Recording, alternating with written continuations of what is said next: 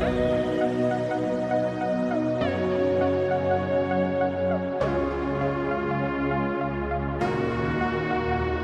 what John McAfee said. John, why $1 million? Why not 1.5 or 2?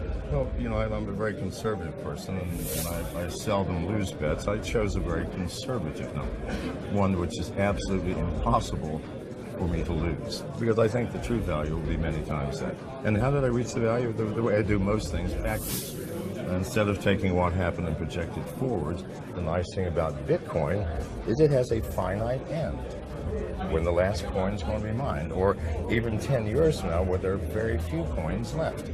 So I'm thinking, okay, so there's 10 coins left, or whatever, and we have 100,000 miners, and we're spending $1 billion a month trying to mine this coin, which might take us half a year.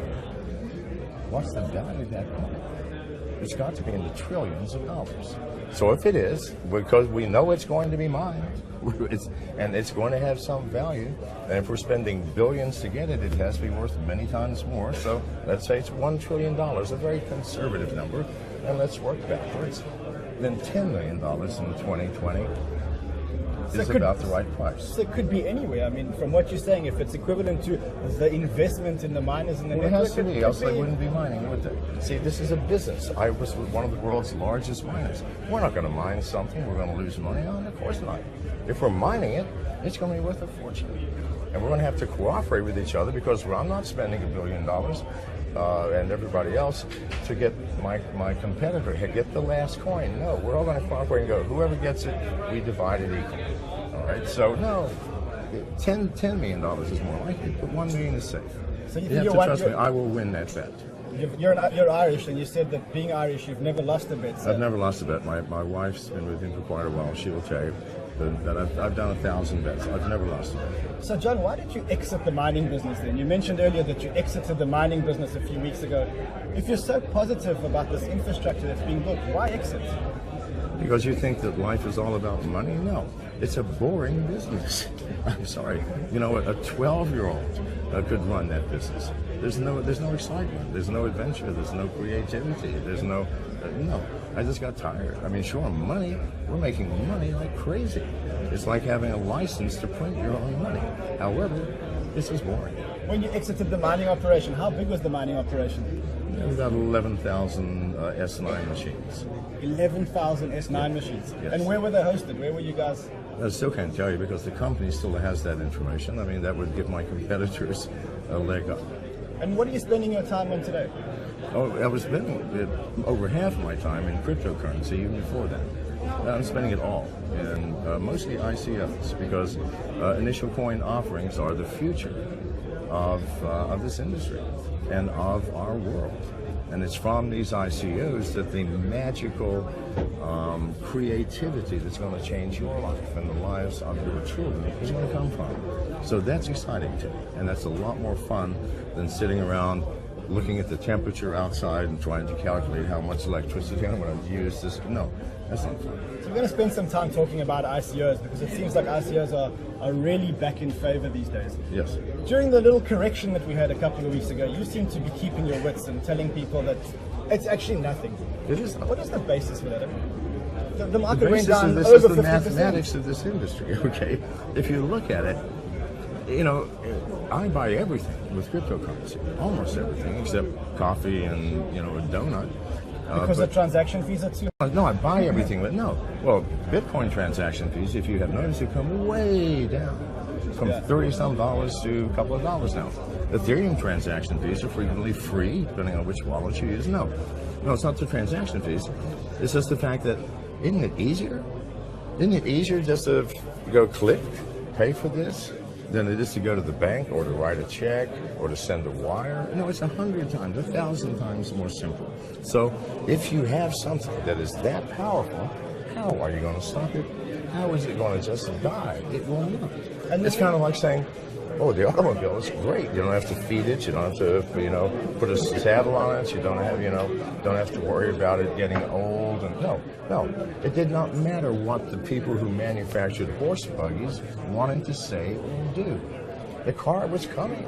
But what about all these threats or noises that we're getting from the governments I mean, the crash a few weeks ago started because of the Indian government issuing statements, and Yes. the SEC being a bit less than neutral on Of course. cryptocurrencies. But if you keep your wits about you, you will see that there's no possibility of enforcing any of these things. None. I mean, so how can you possibly enforce something that you can't see? Especially with the anonymous and the privacy coins. How in the world is no one knows that I'm even using it. So I'm going the to break government- into my house and look at every application on my computer? No, please. It's not possible. So the government's lost the fight already? Is it too late for them to They stop lost crypto? the fight as soon as Satoshi wrote his paper. That was the end of the war. Because the mathematics, I'm a mathematician, the math in that paper is kind of like when Newton discovered the laws of mechanical motion and said, oh, I can guarantee you that Mercury is going to be right here in 5 years. Well, it is, always. And the same thing with this white paper. It is guaranteed. Nothing can stop it. I don't care how angry you are that it's not a full moon tonight. It's not going to change. So the governments have lost the war, and we're well into 2018, and the market seems to be on the up. What are the big drivers for 2018? What's going to bring in the next wave of money to drive the crypto market cap up? Distributed exchanges, number one, pure and simple. And applications with social value, like the one that I talked about, the your allowance, okay, between parents and the kids, where you get an allowance for doing chores, okay. The way it stands now, you do them, you usually get your allowance anyway. You got a smart contract, okay. Between the child and his parents. Yes, got a smart contract, okay. Here's the money, it's already in escrow, okay. So I mow the front lawn. That's right, I mow the front lawn, I get the money. But I forget to mow the back, and the father said, hey, the smart contract, what did it say? Front lawn, back lawn. Okay, so you don't get your money. Mow the back lawn. It's beautiful. What does it do? It brings negotiation between parent and child. Isn't that better than nothing, which we have now? Child lost in a smartphone or his computer playing games? No, it's bringing families back together. Do you see the magic? It's the of blockchain? it's the real world application of the blockchain. What about the institutional money? Can we expect institutional money to start flowing into blockchain? We've been talking about institutional money for many, many years in the blockchain, and to date, well, they've been slow to arrive. Where's the money? Well, there's not going to be much coming in because investors invest in companies, don't they? What does a company mean in the crypto world?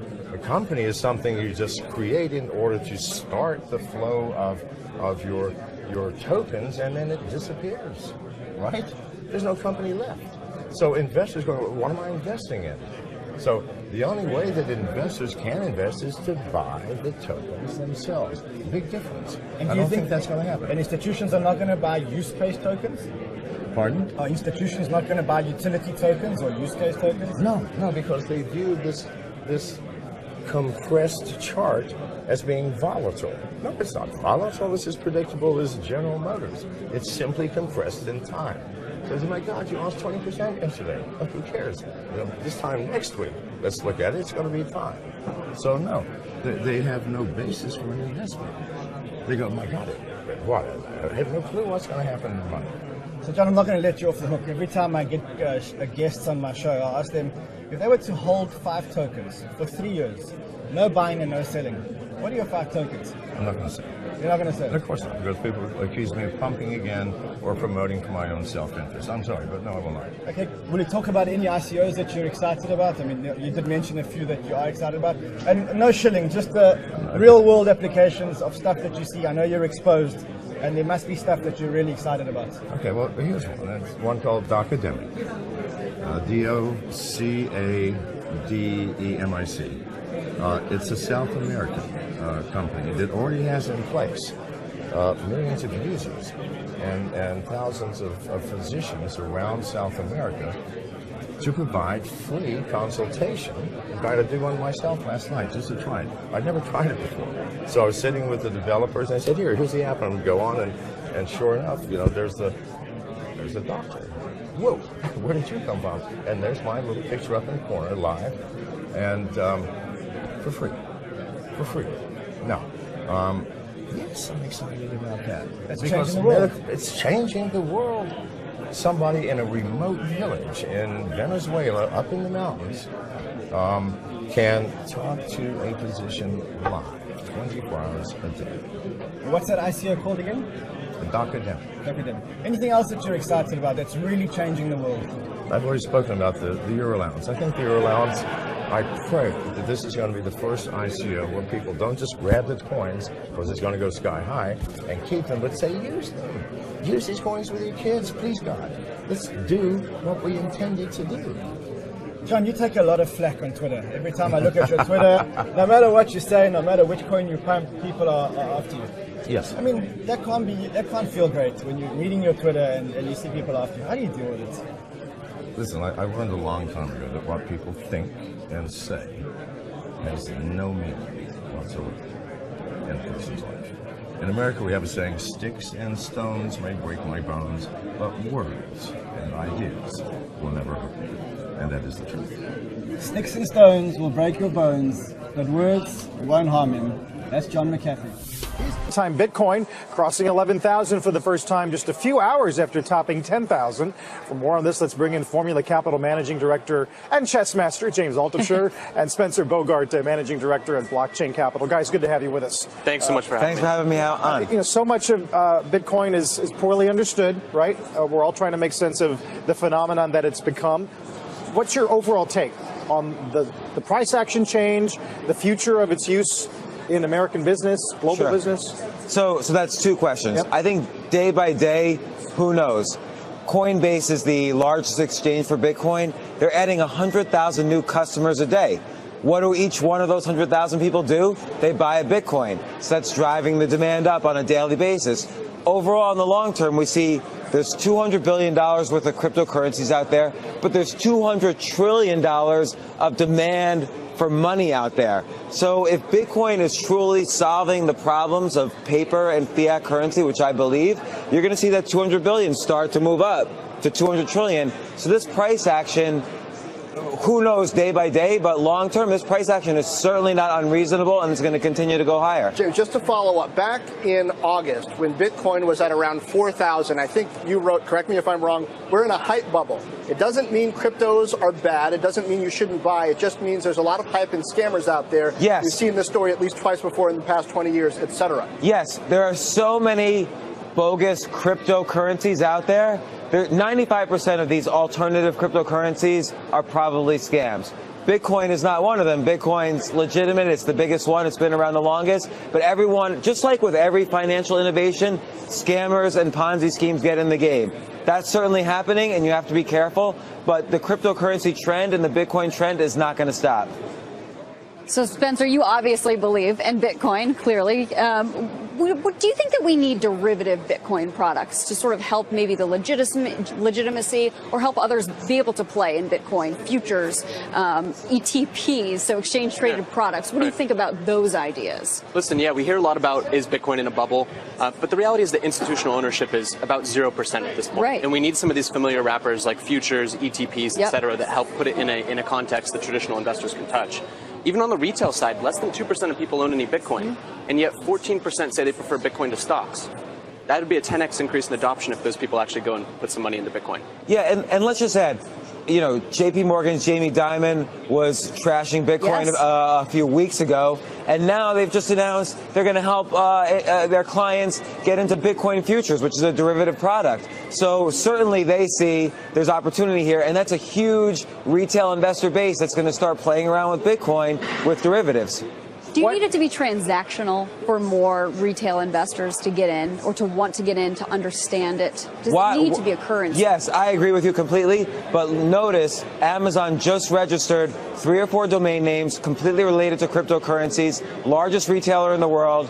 They're going to start accepting Bitcoin, and everyone will follow after that. I completely disagree. I do not think that it needs to be transactional. Transactional is what people see at first because they hear cryptocurrency, they think payments. But the real reason why people buy today is as a digital gold. They're not transacting with it. People don't like to spend appreciating assets. Amazon will not start accepting Bitcoin because it doesn't make sense for them. People don't like to spend Bitcoin.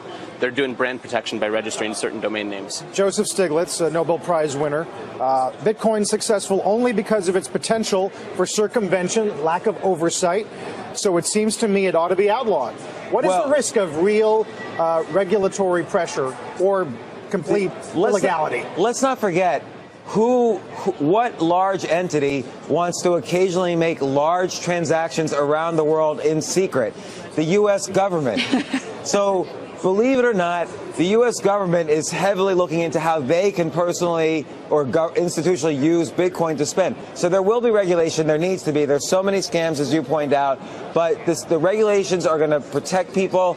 Bitcoin itself is a trend that's going to continue. Spencer, tell me, what are the fundamentals that you look at with Bitcoin? Because this is the piece, one of many pieces that I can't figure out. Besides demand, right, which can go in lots of different directions, especially as the public rushes in. People get scared for a dumb reason, just like they get excited for a dumb reason. Besides demand, what are the fundamentals driving the price of Bitcoin? That's fair. I mean, I think that overall, anytime we have some sort of macroeconomic uncertainty, people rush to that risk-off trade, and that could be gold, it could be Bitcoin, but Bitcoin's certainly been a benefactor in that respect. I think that transaction value is another important metric out there of how much value is flowing over the network on a daily basis. How much are people trusting the network with how many billions of dollars?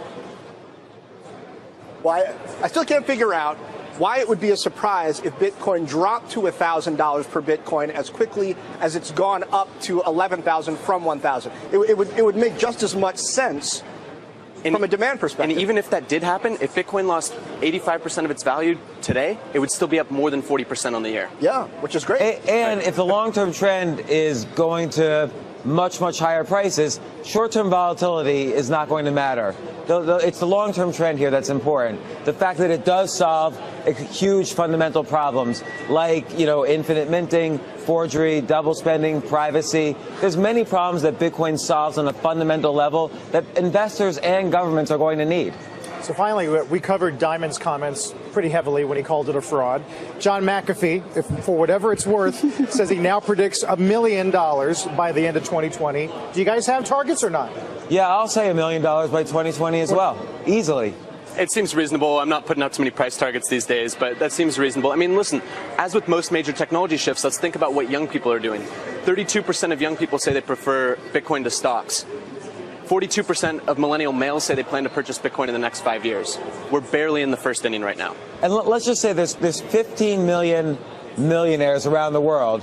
All their financial advisors are going to say, hey, buy a Bitcoin, you need some exposure. There's only going to be 21 million Bitcoins minted ever in history. That's going to also drive demand. James, Spencer, we're going to keep covering it Let's do it. out. Thank you, guys. Appreciate it very much. Thank you. I had a chance to sit down today with Vitalik Buterin, the inventor of Ethereum, to delve into this topic. When you first started Ethereum, what was the philosophy with which you started it? So you set out to build something, you wanted to do something that was Turing complete because you wanted to be able to build this sort of world computer, general purpose blockchain, instead of something that was limited to just a certain set of transactions like Bitcoin.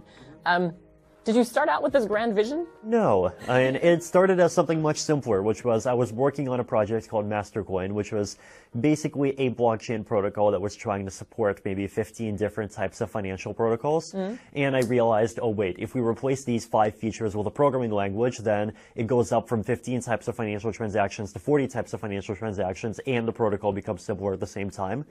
Then I realized, oh wait, this isn't just about financial transactions, you can also do all this other stuff. Then I realized, oh wait, you can do even more stuff, and it just sort of grew into the Web3 vision over the course of maybe half a year to a year. Yes. So for people who don't know what Web3 is? Web3 is this vision that Ethereum plus a combination of several other technologies can bring about a more kind of decentralized internet that puts basically more control in the hands of the user.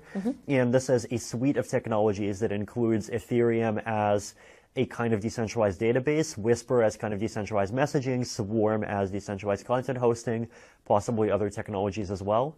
And these things will be developed in some ways together, but designed to be nicely complementary with each other. And you could see a lot of applications using some combination of both. What about the infrastructure environment, hardware requirements and things? Well, one of the things I actually love about blockchains is that they can survive without needing much special hardware. So I personally just actually really love the idea that basically the thing can just run on a few thousand guys with their regular laptops. That's one of the things that really excited me about Bitcoin early on. It doesn't require all of this $1 billion of capital started up by people who are already here before, and that would be basically impossible for any new group to match. It's just, a a few thousand people on their laptops is all that you need. With respect to hardware, what about people who are not going to have laptops but just smart devices? Look, one of the things that we kind of deeply cared about from the start, especially for people with laptops, is a very strong light client technology. So this basically means that you can use this technology to have a client that runs on a phone which has almost the same levels of security and trustworthiness as a regular client, except it's vastly more efficient. And you can do that in Sudan. Where you have people with pretty probably basic phones not Sudan now, but probably Sudan in 3 to 5 years. Yes, like people do underestimate, I think, just like the sheer level of mobile penetration and like how quickly it's growing. I think once all of these places have internet access, and once they get up to basically once the quality of $20 phones increases by another couple of years worth of time, it'll definitely be at that point. I think that Ethereum is going to be a worldwide penetrating technology, and that we're not going to be limited by bandwidth and hardware. That's definitely what we hope. I mean, like if blockchains were only usable by the rich, then the whole space would definitely be much less interesting. So, how are you thinking about the incentive structures that you're building in, particularly with the upcoming transition to Casper, proof of stake? There's a lot of skepticism, as I'm sure you know, that there's just going to be this massive centralization around people who already have huge stakes being able to control the network. Obviously, this is not something that surprises you and that you're planning for. I mean, it's definitely kind of another sort of devil you know argument, because like with proof of work, you notice that 70% of mining is done out of China, 70% of mining is done using mining hardware created by one company and run by basically like 5 or 10 guys. And like the thing with hardware centralization is that it's the sort of thing that is in some ways much harder to dislodge, right? So like in Casper, for example, there's a mechanic where if even if like a group of people that have like more than a third of the deposits collude and they do an attack, then basically the mechanism penalizes them, and once the attack is detected, it takes away their money, and so they don't have the money to do the second attack anymore. But with hardware, you can't really do that. Like you can't, there's no way to kind of burn a piece of hardware from inside a protocol. From my kind of point of view of someone who has like really deeply thought about these protocols, I think that proof of stake kind of is better on a bunch of dimensions. And like the kind of meta argument that I use to explain this is basically that because proof of stake has to do with virtual assets that are defined inside the system, it means that you have a lot more freedom in basically determining rules that are optimal. And so we can design systems that like in general have much better incentives, like better structured rewards, and like larger penalties for misbehavior and so forth. Whereas with proof of work, you're kind of stuck with the laws of physics in some ways. Well, there's also this transition plan in place, right? So we're combining proof of work and proof of stake for a certain period of time. And you're doing analytics on that to see what's happening as it evolves. Obviously, you can pull back if you need to. But that's a pretty technical topic. So for CG viewers who don't really know that much about the details of how, let's talk about a different internal governance aspect, which is how decisions about changes to the protocol are made. Currently, in Bitcoin is done through mining, essentially, because the miners decide which version to accept. There are different mechanisms in different chains. We saw, Tezos launch earlier this year, or ICO anyway, with the idea of building a different kind of a governance system or decision-making system about protocol changes. There are several other protocols working on different models. And some people say, hey, everybody who uses the system should get to have a democratic say in protocol changes. But reality is most people are not developers. They don't know the details enough to be able to really have an informed opinion about stuff. And it's just like in our societies where we have rational ignorance about a lot of things, and people don't want to invest their time in trying to figure out what they want to vote on, and it's kind of an internal governance scheme. How do you think about this problem? Who should be able to decide? Governance ultimately is like basically the set of kind of institutions and norms and agreements and kind of standards, like what economists call Schelling points around, like basically under what contexts should people use these underlying tools and in what ways. In like the physical world, you would have like parliaments and constitutions and laws and so forth, and you would have also on top of that often very informal norms about like the ways in which different things should be used. Social norms. Yeah, exactly. And in the crypto world, I think you basically you have like some of the same thing, right? So you have at the very bottom level, like people's ability to write software, miners' ability to mine on particular chains, and at the higher levels, you would have developers discussing between themselves, developers implementing software, developers you coming up with mechanisms between themselves to agree on basically what the software changes should make, what block they should activate at, under what conditions they should be agreed on.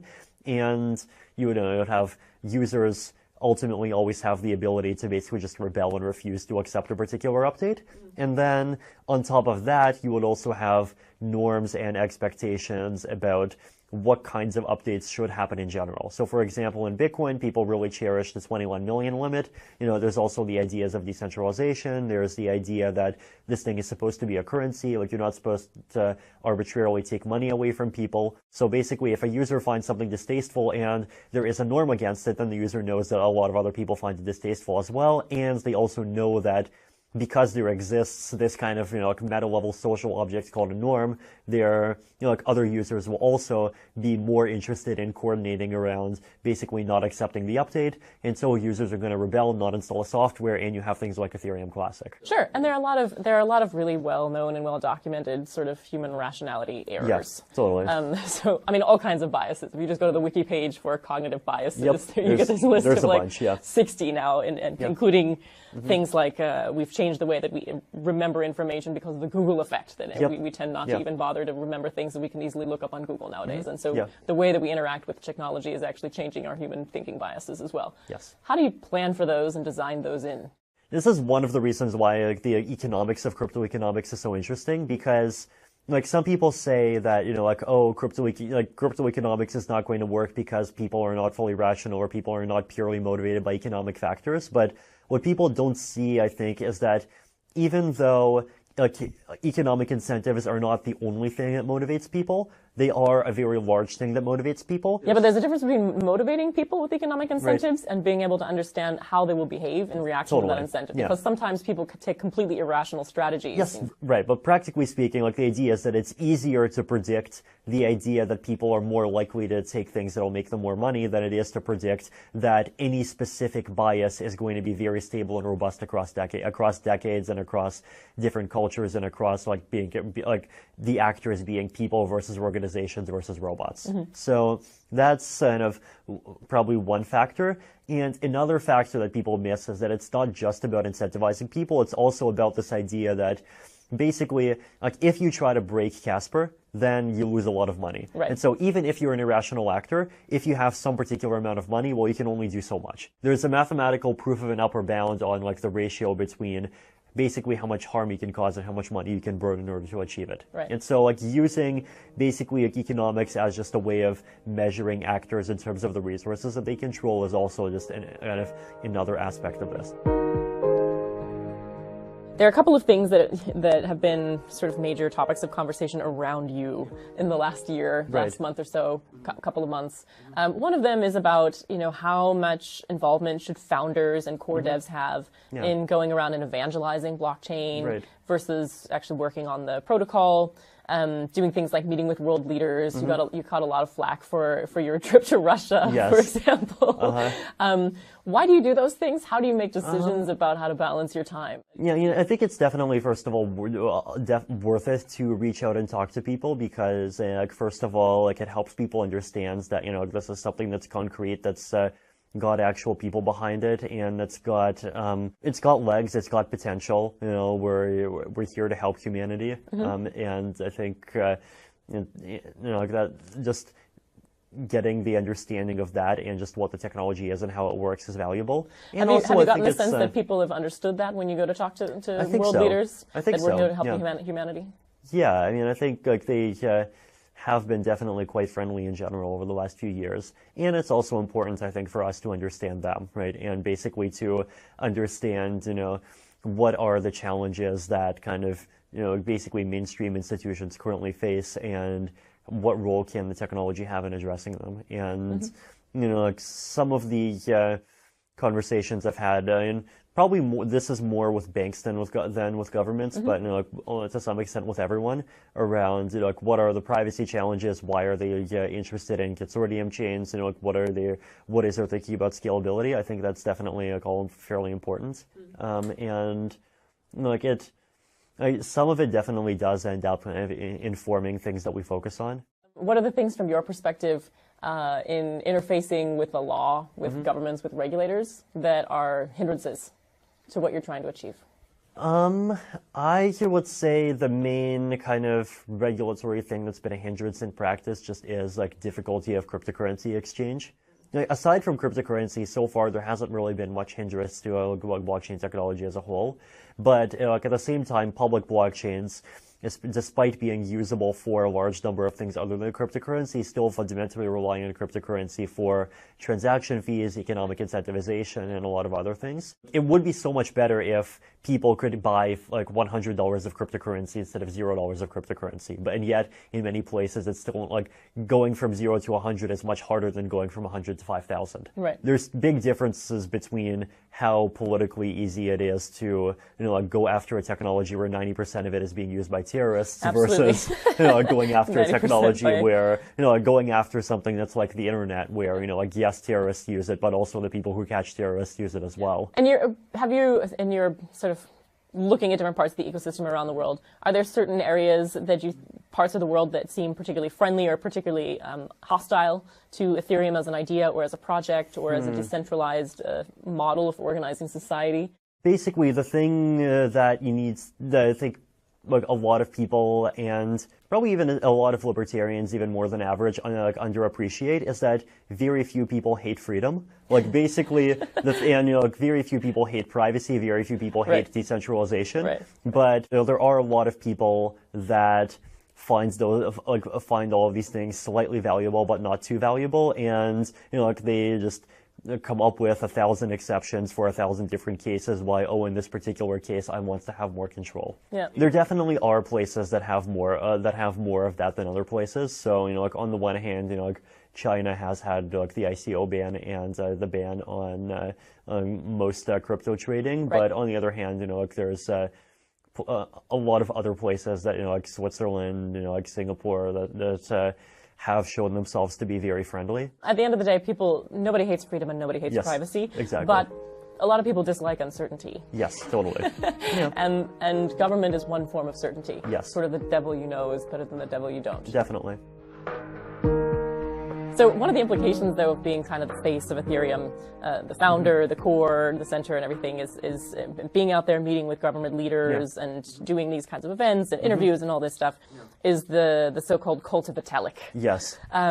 Which I know you're not a fan of personally. Yeah. But there's this perception, there's a lot of discussion that Ethereum rises and falls with you, that you're sort of the deity within Ethereum. If you say something, it'll happen and it will go, and that as a result, the governance structure of Ethereum kind of boils down to you being involved. Right.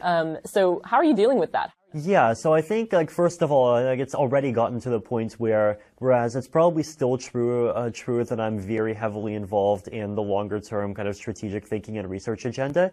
If you look at day-to-day things, so for example, the specific changes that go into Byzantium, the core dev calls that led to formalizing and standardizing those are publicly available. Yeah. And if any neutral third-party observer were to go in and just listen to those calls, I don't think that they would get anything close to the impression that I'm a dictator. They would just get the impression that, I'm a guy who sometimes says stuff and there's other guys who say stuff and we just kind of come to final decisions collaboratively. And so the actual final process that's closer to rollout and implementation basically does look much more like that. And if you got hit by a bus tomorrow, if I got hit by a bus tomorrow, then it's very possible that kind of the long-term strategic agenda around things like sharding, like Casper, Plasma, and so forth would end up going in a substantially different direction in a lot of details. But Byzantium would still be rolled out exactly as it is. Chances are even the current version of Casper would be rolled out exactly as it is. And basically, maintenance in general would just go on. And I do think that very large portions of the ecosystem have already gotten to the point where they are autonomous in that way. And part of that is just happens automatically because, I only have 16 non-sleeping hours in a day and I can only spend them on some things. Right. What about the question about how you balance your time? Personally, I have noticed that the amount of time I spend on actual coding has gone down and down as Ethereum has scaled up, which I think is totally fine because like as a coder, there's okay, I can code, but there's also plenty of other people that can code, and plenty of people that can code as well or better than myself. But I see like my own talents as being more in architecture and in trying to figure out what are the ways that the system should be constructed, and like what are the properties that the system should have. How do we make this marginally more efficient? How do we make this simpler? What kinds of components do we kind of put in together? How do we kind of like redesign the thing in order to make it more friendly to scalability and privacy? Yeah. If you spend a day coding, then that's a day in which it's harder to spend thinking about those other things. And there are often days where you feel like out of those 16 hours, like 15 and a half of those hours are wasted time, but the other half hour by itself came up with like basically one insight, which is already a significant improvement. Yeah. Like that is in some ways how thinking works, right? Like right. It's sometimes hard to figure out, like what is time wasting and like what is inspiration. And right. Yeah. like we all have that problem. Totally. And like sometimes, like it literally as like 1/2 hour as of one particular week is more valuable than like the other 10,000 minutes put together. And you can almost never know in advance which half hour that's going to be, and in what context you'll find yourself when that inspiration yes. is. Yeah. Thanks for the discussion. That was really wide-ranging and interesting, and I'm sure that CG's viewers are going to be excited to learn about this and all the ways that you're contributing. Yeah, thank you. It's great to be here.